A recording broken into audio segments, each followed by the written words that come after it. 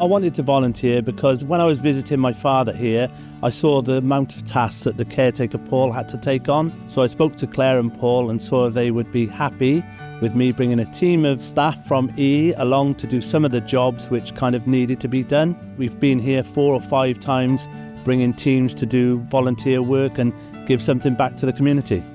When Mark approached me with the idea of them coming to volunteer in the home, I thought absolutely amazing, how wonderful, and straight away then I went about making it happen.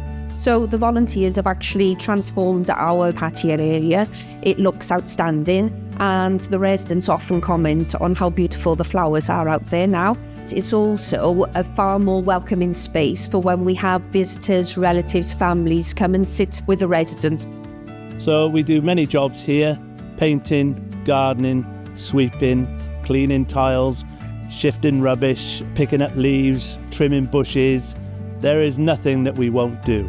It's great for our mental health and well-being, and it's nice to just spend time together outside of the office environment, getting to know one another, which can only then be good for us as a team and us as an organisation, and then ultimately our customers as well. It's great being here, knowing that I've contributed to making the home look a bit nicer. The residents can appreciate it, the staff as well. And it meant the world to me to see my dad sat out in the garden, something which he wouldn't normally do, and enjoying the flowers, the scenery and the painting, and just being able to relax and take in the fresh air. So I've learned that it doesn't take much to give something back.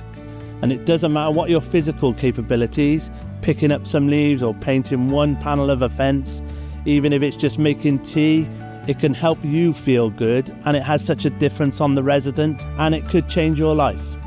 So if you're a manager, I would encourage you to look out for volunteers, because it may not be as difficult as you think. This has taken a small amount of effort with a lot to gain from it.